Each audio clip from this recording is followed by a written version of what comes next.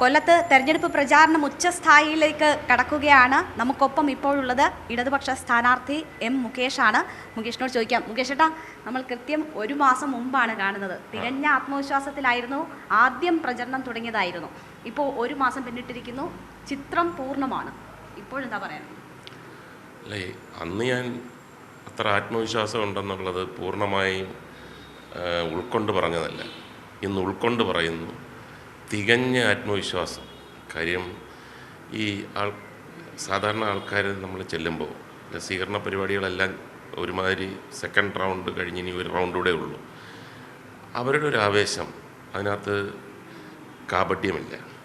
അവരുടെ സത്യസന്ധത, അവരുടെ കണ്ണിലെ തിളക്കം, ചിരി, സംസാരം, ഹാരമണിയിക്കൽ, ഇതെല്ലാം ഒരു അഭിനേതാവെന്ന നിലയിലും ലോകം പരിചയം നമുക്ക് കിട്ടിയ നിലയിലും ഞാൻ വിലയിരുത്തുമ്പോൾ അതിനകത്തൊന്നും ഒരിക്കലും അവർക്ക് കള്ളം കാണിക്കാൻ പറ്റില്ല. ഭയങ്കര ആത്മവിശ്വാസത്തിലാണ്.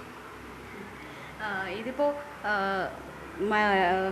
പ്രചരണം ഇങ്ങനെ മുന്നോട്ട് പോകുമ്പോൾ എല്ലായിടത്തും എം മുകേഷ് ആദ്യം പ്രചരണം തുടങ്ങുന്നു, ആദ്യം നാമനിർദ്ദേശ പത്രിക സമർപ്പിക്കുന്നു. അപ്പോൾ ഈ പോളിംഗ് ആരംഭിച്ച് അല്ലെങ്കിൽ കൗണ്ടിങ് ആരംഭിച്ച് ആദ്യം വിജയം പ്രഖ്യാപിക്കുന്ന മണ്ഡലങ്ങളിലൊന്നാവുമോ പോലും? അതെല്ലാം നമ്മൾ അങ്ങനെ പറയാൻ പാടില്ല. അതെല്ലാം LDF പറയാൻ പാടില്ലാത്ത കാര്യങ്ങളാണ്. അതൊക്കെ മറ്റുള്ളവർ പറഞ്ഞോട്ടെ. 7:30 8:30 എന്നൊക്കെ കുറേ പറഞ്ഞ് ഇത് എത്ര കാലമായിട്ട് പറയുന്നു. ഞാൻ രാഷ്ട്രീയത്തിൽ വന്നപ്പോൾ തന്നെ 2 പ്രാവശ്യവും നിയമസഭയിൽ നിന്നപ്പോൾ തന്നെ ഇദ്ദേഹത്തിന് കെട്ടിവെച്ച കാശെന്ന് പറഞ്ഞ് തുടങ്ങി.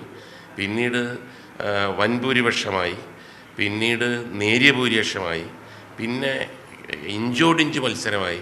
അവസാനം റിസൾട്ട് വന്നപ്പോഴത്തേക്ക് എത്രയോ പിന്നിലായിരുന്നു അവർ. അപ്പോൾ അതൊക്കെ നമ്മൾ കുറേ കണ്ടതാണ്. പക്ഷേ ഒരു കാരണമില്ല ഇപ്രാവശ്യം എന്തെങ്കിലും തരത്തിൽ LDFന് മോശം വരാൻ, അല്ലെങ്കിൽ LDFൻ്റെ ആ തരംഗം എന്ന് പറയുന്നത് മുഖ്യമന്ത്രി തന്നെ പറഞ്ഞതാണ്. അതിന് വിപരീതമായി ചിന്തിക്കാൻ ഒരു മലയാളിക്ക് റീസൺ ഇല്ല. അതാണ് അതിൻ്റെ ഏറ്റവും വലിയ പ്ലസ് പോയിന്റ്.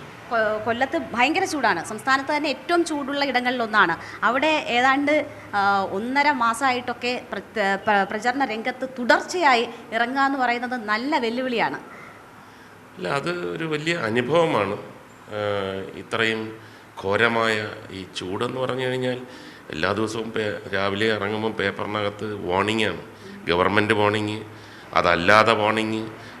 ഈ 11 മണി കഴിഞ്ഞ് 3 മണി വരെ പുറത്തിറങ്ങരുത്, സൂര്യതാപം ഏൽക്കും, സൺസ്ട്രോക്ക് വരും, ഉഷ്ണമേഖലയായിട്ട് പ്രഖ്യാപിക്കാൻ പോകുന്നു, ഇത് വേറെ അസുഖങ്ങൾ വരും, സൗണ്ട് പോകും, പനി വരും, താങ്ങാൻ പറ്റാത്തപ്പോൾ എന്തെങ്കിലും ഒന്ന് സംഭവിച്ചു കഴിഞ്ഞാൽ നമ്മൾ ബാക്കിയുള്ള ദിവസങ്ങളെല്ലാം തന്നെ വളരെ മോശമായിട്ടുള്ള പെർഫോമൻസ് ആകും. ഇതെല്ലാം വെച്ചുകൊണ്ട് നമ്മുടെ ഒരു ബുദ്ധി കാര്യങ്ങളൊക്കെ വെച്ചിട്ട് എല്ലാ സ്ഥലത്തും എത്തുക, എല്ലാം ചെയ്യുക. എന്നാൽ അതിനകത്ത് ഒരു നമ്മളെ ആരാണ്, എന്താണ്, നമ്മുടെ ആരോഗ്യം എന്താണ്, ഇതെല്ലാം കൂടെ വെച്ചിട്ടുള്ള ഒരു പോക്കാണ്. ഇതുവരെ സക്സസ്ഫുള്ളാണ്. ഇന്ന് CM ഉണ്ട് പ്രചരണത്തിന് ജില്ലയിൽ. അതെ, ഇന്ന് 3 സ്ഥലത്ത് കൊല്ലം മണ്ഡലത്തിൽ സ്വീകരണമുണ്ട്. അപ്പോൾ ഇന്നത്തെ എൻ്റെ സ്വീകരണ പരിപാടി തൽക്കാലം വേറൊരു ദിവസത്തേക്ക് മാറ്റിവെച്ചു. ഇന്ന് രവിപുരത്തായിരുന്നു സ്വീകരണം നടത്തേണ്ടത്. അപ്പോൾ അത് ഒരു ചേഞ്ച് വന്നിട്ടുണ്ട്. ഈ 3 സ്ഥലത്തും സ്ഥാനാർത്ഥി പോകണം എന്നുള്ളതാണ് LDFൻ്റെ തീരുമാനം. വലിയ ആത്മവിശ്വാസമാണ് മുഖ്യമന്ത്രിയുടെയൊക്കെ വരവ് നൽകും. അല്ല, അങ്ങനെ അത്രയും ആത്മവിശ്വാസം LDFനും മുഖ്യമന്ത്രിക്കും എല്ലാവർക്കും ഉള്ളത് കൊണ്ടാണല്ലോ ഇത്രയും വേദികൾ മുഖ്യമന്ത്രി നേരിട്ട് വരുന്നു. അവിടെയെല്ലാം ജനങ്ങളുടെ വലിയ പങ്കാളിത്തം, അവിടെയെല്ലാം ആൾക്കാർ എന്താണ് പറയാനുള്ളത് സസൂക്ഷ്മം കേൾക്കുന്നു, ശ്രദ്ധിച്ച് കേൾക്കുന്നു. ഇതെല്ലാം തന്നെ കേരളത്തിൻ്റെ, കൊല്ലത്തിൻ്റെ പ്രത്യേകിച്ചും ഒരു രാഷ്ട്രീയ പശ്ചാത്തലം, തൊഴിലാളികളുടെ ജില്ലയാണ് കൊല്ലം. അവർക്ക് അറിയാൻ വയ്യാത്ത രാഷ്ട്രീയം വേറെ ആർക്കും അറിഞ്ഞൂടാ. അത്രയ്ക്ക് രാഷ്ട്രീയം ബോധമുള്ളവരാണ്. അപ്പോൾ അവർ ശരിക്കും അവരും ആത്മവിശ്വാസത്തിലാണ്. UDF സ്ഥാനാർത്ഥിയെ കഴിഞ്ഞ ദിവസം കണ്ടപ്പോൾ പറഞ്ഞു, ഒട്ടും പൊളിറ്റിക്കൽ അല്ല കൊല്ലത്തെ മത്സരം, പൊളിറ്റിക്കൽ സ്ഥാനാർത്ഥിയെ നിർത്തി ജയിക്കാനുള്ള ആത്മവിശ്വാസം നഷ്ടപ്പെട്ടിട്ടാണ് കലാകാരനെ ഇറക്കിയത് എന്ന ഒരു വിമർശനം അല്ലെങ്കിൽ ഒരു പരാമർശം നടത്തിയിട്ടുണ്ടായി. അല്ല, അതെല്ലാം അവരെയൊന്നും കുറ്റം പറഞ്ഞിട്ട് കാര്യമില്ല. നമ്മൾ ശരിക്കുള്ള ചിന്തിക്കുന്ന ബുദ്ധി എന്ന് പറഞ്ഞാൽ മനസ്സിൻ്റെ സമാധാനത്തിൽ ആ അത് ഉൾക്കൊണ്ട് പറയുമ്പോഴാണ് പല പല നല്ല കാര്യങ്ങളും വലിയ കാര്യങ്ങളും മനുഷ്യൻ ചെയ്യുന്നത്. എപ്പം ഒരു ആദിയോ സംഭ്രമമോ പരിഭ്രമമോ ഒക്കെ വന്നു കഴിഞ്ഞാൽ പറയുന്നതെല്ലാം തെറ്റിപ്പോകും. അപ്പോൾ അത് കാരണം തെറ്റുന്നതാണെന്നുള്ളതാണ്. അപ്പോൾ അങ്ങനെ പറഞ്ഞിട്ടുണ്ടെങ്കിൽ തന്നെ പുള്ളി ശരിക്കും എന്തെങ്കിലും ഒന്ന് ഒലച്ചിട്ടുണ്ട്. അല്ലെങ്കിൽ ഈ കലാകാരൻ എന്ന് പറഞ്ഞു കഴിഞ്ഞാൽ അതിൻ്റെ അർത്ഥമൊന്നും ഞാൻ വിവരിക്കുന്നില്ല.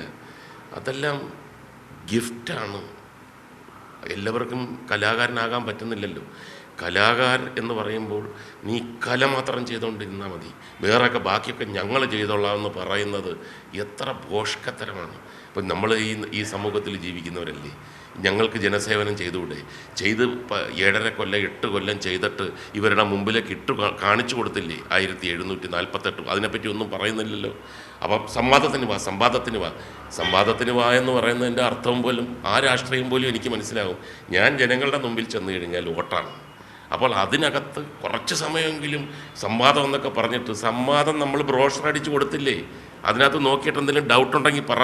പിന്നെ അവരെ 20 ദിവസം ഒളിവിലോ കഴിഞ്ഞിട്ട് നാളെ വരുന്നു മറ്റന്നാൾ വരുന്നു എന്ന് പറഞ്ഞിട്ട് വികസന രേഖ കൊണ്ടുവന്നിട്ട്, സത്യം പറഞ്ഞാൽ ഇത്രയും വലിയൊരു തമാശ നമ്മൾ കണ്ടിട്ടില്ല. സംവാദത്തിൽ നിന്ന് മുകേഷ് ഒളിച്ചോടി എന്നാണ് UDF സ്ഥാനാർത്ഥി പറയുന്നത്.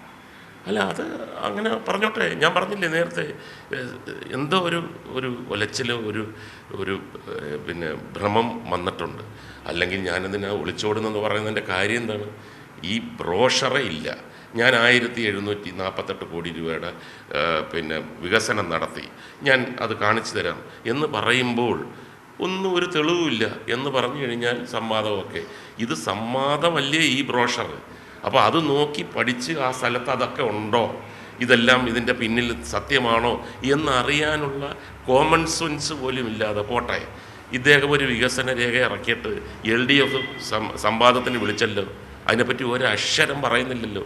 സംവാദത്തിന് വരട്ടെ, അവർക്കും ബ്രോഷറുണ്ട്, സംവാദത്തിന് വരട്ടെ. അപ്പോൾ ആ സംവാദം അവിടെ നിൽക്കട്ടെ. മറ്റേ സംവാദം ഇതാരടുത്താണ് ഇവരൊക്കെ വരട്ടുന്നത്? എൻ്റെ അടുത്താണോ വരട്ടുന്നത്? എനിക്ക് സത്യസന്ധമായിട്ടുള്ള പ്രവർത്തനമേ കലയിലാണെങ്കിലും രാഷ്ട്രീയത്തിലാണെങ്കിലും ഉള്ളൂ. എനിക്കിവരെ പേടിക്കേണ്ട യാതൊരു കാര്യവുമില്ല. പിന്നെ അതിനൊരു ന്യൂസ് കവറേജും കുറച്ച് ഇതൊക്കെ ഉള്ളതുകൊണ്ട് ഇപ്പം എന്നെ സംവാദത്തിന് വിളിച്ചു കഴിഞ്ഞാൽ അതിൽ കുറച്ച് ആൾക്കാർ വന്നിരുന്നിട്ട് TV-യിലൂടെ പുറത്ത് കാണാനുള്ള ടെക്നിക്കൊക്കെ എനിക്ക് മനസ്സിലാവും. അതൊക്കെ കയ്യിരുന്നാൽ മതി. ഇപ്പം ഇലക്ഷൻ്റെ വർക്ക് നാട്ടുകാരെടുത്ത് പറഞ്ഞ് ബോധ്യപ്പെടുത്ത്. ഈ ശരിക്കും പറഞ്ഞാൽ ഈ പരിഹാസ്യനാകാതെ ഞാൻ റെയിൽവേ കൊണ്ടുവന്നു, ഞാൻ ബൈപ്പാസ് കൊണ്ടുവന്നു, ഞാൻ എന്നൊക്കെ പറഞ്ഞു കഴിഞ്ഞാൽ പൊട്ടിച്ചിരിക്കും. ബിഡായി ബംഗ്ലാവിൽ പോലും ഞാൻ ഇത്രയും നല്ല തമാശ പറഞ്ഞിട്ടില്ല. പറഞ്ഞു കഴിഞ്ഞാൽ ഉടനെ തന്നെ സംവിധായകൻ തിരുത്തും. നോ, അത് വേണ്ട, അത് ഓവർ ആക്ഷനാണ്, അത് ലോജിക്കില്ലാത്തതാണ്, അതെന്ന് കേരളത്തിലെ പ്രബുദ്ധരായ ജനങ്ങളെ എടുത്ത് ദൂരക്കളയും, ബിഡായി ബംഗ്ലാവ് പൊളിഞ്ഞു പോകും എന്ന് പറയുന്ന ഒരു രീതിയിലാണ്. എന്ത് പറഞ്ഞാലും അതിനകത്ത് ഒത്തൻറ്റിസിറ്റി വേണം. വെറുതെ രാഷ്ട്രീയ ഗിമ്മിക്സുകളിലൊന്നും ഞാൻ നിന്നു കൊടുക്കത്തില്ല. കൊല്ലത്ത് നിയമസഭാ മണ്ഡലത്തിൽ ലോക്സഭാ മണ്ഡലത്തിൽ മത്സരിക്കാൻ ഒരാളെ ഉള്ളോ ഇടതുപക്ഷത്തിന് എന്ന് ചോദിക്കുന്നു. മുകേഷിന് വലിയ സംഭവമാണോ? ഇവരെന്നെ ഇങ്ങനെ ഉയർത്തുകയാണ് കാര്യം.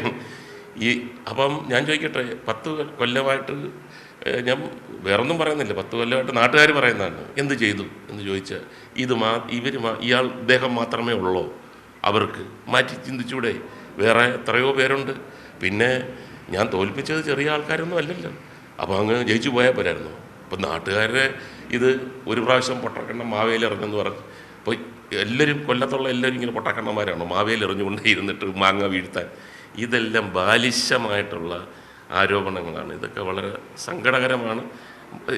ജനങ്ങളുടെ ഇടയിലേക്ക് ഇറങ്ങി അവർ ചെയ്ത കാര്യങ്ങൾ ചൂണ്ടിക്കാണിക്കുക, വികസനങ്ങൾ ചൂണ്ടിക്കാണിക്കുക, എന്നിട്ട് അന്തസ്സായിട്ട് ജയിക്കാനോ അല്ലെങ്കിൽ കുറച്ച് വോട്ട് മേടിക്കാൻ നോക്കുക. അല്ലാതെ എതിർ സ്ഥാനാർത്ഥി കലാകാരനാണ്, എതിർ സ്ഥാനാർത്ഥി നർമ്മം അറിയാവുന്ന ആളാണ്, എതിർ സ്ഥാനാർത്ഥി സിനിമയിൽ അഭിനയിക്കുന്നു, TV-യിൽ അഭിനയിക്കുന്നു, എന്തിനാണ് ഇയാൾ? അതൊന്നും അല്ല, അതിൻ്റെ രീതി അതല്ല. അതെല്ലാം നോർമലായിട്ട് സമചിത്തതയോടുകൂടി ചിന്തിച്ച് വിവേകപൂർണമായി പെരുമാറിക്കഴിഞ്ഞാൽ ഇതൊക്കെ അവർക്ക് തന്നെ തോന്നും ഇതെല്ലാം വളരെ ബാലിശമായി പോകും. കലാകാരന്മാരെ അംഗീകരിക്കുമെന്ന് പറഞ്ഞല്ലോ, മറ്റൊരു കലാകാരൻ കൂടി മത്സര രംഗത്തുണ്ട്, പ്രധാന കാൻഡിഡേറ്റിൽ ഒരാളായി. അല്ല, ഞാൻ അംഗീകരിക്കുന്നില്ല എന്ന് പറയുന്നില്ലല്ലോ. ജനങ്ങൾ അദ്ദേഹം അംഗീകരിക്കും. അത് ജനങ്ങൾക്ക് വിട്ടുകൊടുക്കണം. ഈ ആർക്ക് വേണമെങ്കിലും ജനസേവനത്തിനും ഇലക്ഷനും ഒക്കെ നിൽക്കാനുള്ള സ്വാതന്ത്ര്യം നമ്മൾ നാട്ടിലുണ്ട്.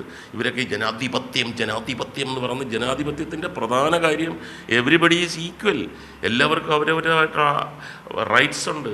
അത് ഞങ്ങൾക്ക് മാത്രമേ ഉള്ളൂ, അവർക്കതില്ല എന്ന് പറയുന്നത് ശരിക്കും പറഞ്ഞാൽ എന്ത് വിരോധാഭാസമാണ്, എന്ത് മണ്ടത്തരമാണ്. അതൊന്നും പിറ്റി അത്രയേ ഉള്ളൂ. ഏതൊരു സാഹചര്യത്തെയാണെങ്കിലും കഥകളിലൂടെ മുകേഷ് ഏട്ടൻ അവതരിപ്പിക്കുമെന്നൊക്കെ കേട്ടിട്ടുണ്ട്, പറഞ്ഞു കേട്ടിട്ടുള്ളതേ ഉള്ളൂ, അല്ലെങ്കിൽ സ്ക്രീനിലൊക്കെ കണ്ടിട്ടേ ഉള്ളൂ. ഞാനിപ്പോൾ 2 തവണയെ നേരിട്ട് കാണുന്നുള്ളൂ. ഇപ്പോഴത്തെ മുകേഷ് ഏട്ടൻ്റെ ചൂടും, പുറത്തെ ചൂട്, തെരഞ്ഞെടുപ്പ് ചൂട്, വിവാദങ്ങൾ, ആ ഒരു ചെറിയ കഥയിലൂടെ ഞങ്ങളുടെ പ്രേക്ഷകരോട് അതെങ്ങനെ പറയും? അല്ല, കഥയൊക്കെ നമുക്ക് ഇലക്ഷൻ കഴിഞ്ഞ് വിജയകഥയായിട്ട് പറയാം. ഇപ്പം അത് ഏറ്റവും വലിയ ചലഞ്ച് എന്താണെന്ന് ചോദിച്ചു കഴിഞ്ഞാൽ, ഞാൻ പോകുന്ന സ്ഥലത്തെല്ലാം ഇത്രമാത്രം ജനപിന്തുണ എവിടെ നിന്ന് കിട്ടുന്നു, ഇയാൾ എന്തിനാണ് ഇത്രയും മാത്രം വികസനം കൊണ്ടുവന്നത്, ഇദ്ദേഹം എന്തിനാണ് ഇത്രമാത്രം ഗ്ലാമർ കൊല്ലത്ത് കൊണ്ടുവന്നത്, ഇങ്ങനെയൊക്കെ വിലപിക്കാനല്ലാതെ ഒരു മിസ്റ്റേക്ക്. എനിക്ക് ഏറ്റവും വലിയ ചിരിച്ച ഒരു സംഭവം എന്ന് പറഞ്ഞു കഴിഞ്ഞാൽ, പ്രധാനപ്പെട്ട ഒരു ചാനലിൽ വന്ന ഒരു ന്യൂസാണ്. ഞാൻ സ്വീകരണം ഏറ്റുവാങ്ങി, വണ്ടിയിൽ നിന്ന് സ്വീകരണം ഏറ്റുവാങ്ങി, ഇനി സ്ഥാനാർത്ഥി സ്വീകരണത്തിന് നന്ദി പറയുന്നു എന്ന് പറഞ്ഞ് മൈക്കെടുത്ത് സംസാരിച്ചുകൊണ്ടിരുന്നപ്പോൾ ഒരാളൊരു മാല കൊണ്ടുവന്നു, ഒരു റിബൺ മാല കൊണ്ടുവന്ന് എൻ്റെ കയ്യിൽ തന്നു. ഞാനത് മേടിച്ചകത്തോട്ടിട്ടു. അത് കട്ട് ചെയ്തിട്ട് എതിർ സ്ഥാനാർത്ഥി പൂമാല ഇട്ടിട്ട് എല്ലാവരും ഇങ്ങനെ കാണിക്കുന്നത് ഞാനെടുത്ത് ഇങ്ങനെ അകത്തിട്ട് കാണിക്കുന്നു പറഞ്ഞാൽ പാപ്പരത്വമാണ്.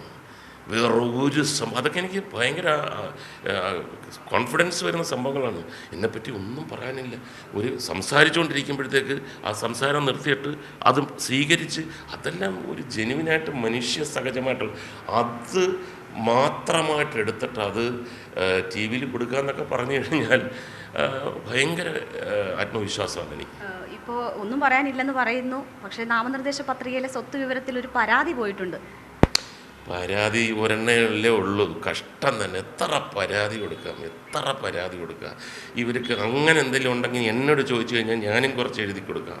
അതെല്ലാം വരട്ടെ. അതിൻ്റെ ആരുടെ ഇതിലാണ് പരാതിയില്ലാതെ? തിരുവനന്തപുരത്തൊക്കെ 100 പരാതിയല്ലയോ. അപ്പോൾ അത് ഒരു കലാകാരനാകുമ്പോഴത്തേക്ക് ഇങ്ങനെ പരാതി വരുമ്പോഴത്തേക്ക് ഒരു ന്യൂസ് വാല്യൂ വരും.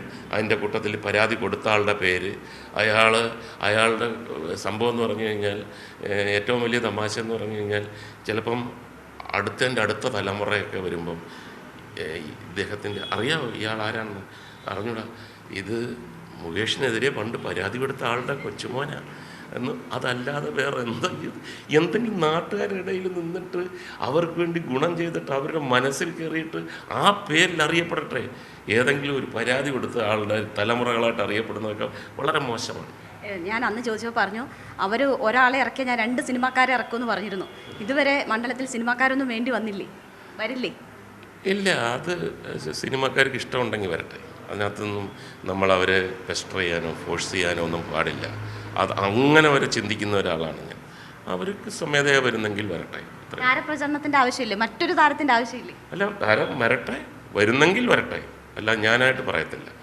അതെന്താ അങ്ങനെ ഒരു തീരുമാനം? അല്ല, അങ്ങനെ പണ്ടും അങ്ങനെ തീരുമാനമാണ്. കാര്യം അത് പണ്ടത്തെ കാലമല്ല. ഇപ്പോൾ ഒരാൾ അയാളുടെ മനസ്സിൽ ഒരു ആത്മബന്ധമോ ഒരു സുഹൃത്ത് ബന്ധമോ ഒക്കെ ഉണ്ടെങ്കിൽ ആ ഇലക്ഷൻ ഇങ്ങനെ ഒന്ന് സഹായിക്കാമെന്ന് പറഞ്ഞാൽ പിന്നെ അയാളുടെ പോസ്റ്റർ വലിച്ചു കയറുക, അയാളെ തേജോവധം ചെയ്യുക, അവരുടെ ആൾക്കാർ മറ്റേ അയാളുടെ സിനിമകളെ ബാധിക്കുക, അതിൻ്റെ പ്രൊഡ്യൂസർമാർ അയാളെ വിളിച്ചിട്ട് ഇങ്ങനെ പറയുക, അതെല്ലാം നമ്മൾ കണ്ടുകൊണ്ടിരിക്കുകയാണ്. അപ്പോൾ അതുകൊണ്ട് ഞാൻ സ്വമേധയാ വരുന്നെങ്കിൽ വരട്ടെ. അല്ല, ഞാൻ പറഞ്ഞു കഴിഞ്ഞാൽ 100 പേര് വരും. പക്ഷെ അതല്ലല്ലോ, നമ്മളങ്ങനെ ചെയ്യാൻ പാടില്ല. പൂച്ചെണ്ടുകളൊക്കെ ഒഴിവാക്കി ബുക്കും പേനയും ഒക്കെയാണ് ഇപ്പോൾ സ്വീകരിക്കുന്നത്. അത് കഴിവതും അത് പെട്ടെന്നൊരു ദിവസം ആ പൂച്ചെണ്ടുകളെല്ലാം മാറട്ടെ, പുസ്തകങ്ങൾ വരട്ടെ എന്നുള്ളതല്ല. ഇതിൻ്റെ കൂട്ടത്തിൽ അത് ശരിക്കും എല്ലാവർക്കും അനുകരിക്കാവുന്നതാണ്. ഇത് ഒരു ഗുണകരമായ പരിസ്ഥിതി തന്നെ നമുക്കത് ഒരു ഫേവറബിളായിട്ട് വരുന്നതാണ്. പിന്നെ ഈ പുസ്തകം നമുക്ക് പിന്നീട് എടുത്ത് കളയത്തില്ലല്ലോ പുസ്തകം. അതൊക്കെ ഉപയോഗിക്കുന്ന തരത്തിലും അതിനകത്തൊരു അർത്ഥമുണ്ട്. കേരളം വിദ്യാഭ്യാസപരമായിട്ടും വിദ്യാഭ്യാസമാണ് ഹൃദയത്തിൻ്റെ ഏറ്റവും വലിയ ബന്ധമുള്ളതെന്നൊക്കെ വിശ്വസിക്കുന്നതും അത് പ്രാവർത്തികമാക്കുന്നതും ഉള്ള ആൾക്കാരാണ് കേരളത്തിലുള്ളത്. അപ്പം നാച്ചുറലി അത് വരുന്നത് നല്ലതാണ്. ആളുകൾ ഭയങ്കര ആവേശത്തിലാണ്. ഒരു സ്ഥലത്തു നിന്നൊക്കെ എത്ര പുസ്തകങ്ങളാണ്. പുസ്തകത്തിനോടുള്ള, എഴുത്തിനോടുള്ള, പേനയോടുള്ള മലയാളികളുടെ ഏറ്റവും വലിയ ഒരു ഒരു ഒരു ആത്മബന്ധമാണ് അത് കാണിക്കുന്നത്. മുകേഷ് ചേട്ടാ, ജൂൺ 4-നാണ് റിസൾട്ട് വരുന്നത്. റിസൾട്ട് വന്നു കഴിഞ്ഞാൽ 6 മാസത്തിനകം കൊല്ലം നിയമസഭാ മണ്ഡലത്തിൽ ഇലക്ഷൻ വേണ്ടി വരും. അല്ല, അതൊക്കെ നമ്മുടെ ഭരണഘടനയിലും ജനാധിപത്യത്തിലും ഉള്ളതാണ്. അങ്ങനെ ഒരു സ്ഥാനാർത്ഥി നിന്ന് പോയി കഴിഞ്ഞാൽ നാച്ചുറലി ജയിച്ചു കഴിഞ്ഞാൽ ഇലക്ഷൻ വരും. അപ്പോൾ തീർച്ചയായിട്ടും വീണ്ടും ഒരു അംഗം വരും. അതൊക്കെ ഈ ജനാധിപത്യ പ്രക്രിയയിലുള്ളതാണ്. അതൊക്കെ പ്രക്രിയ അത്യാവശ്യമാണ് കൊല്ലത്തിന്. അല്ല, വരും വരും, ഉറപ്പാണ്, വിജയം ഉറപ്പാണ്. എന്നാൽ പിന്നെ കൊള്ളാമല്ലോ, ഇലക്ഷനൊന്നും വേണ്ടല്ലോ. ഞാൻ ജയിച്ചു കേട്ടോ, ഇലക്ഷൻ നടത്തി എന്ന് പറഞ്ഞാൽ അതല്ല.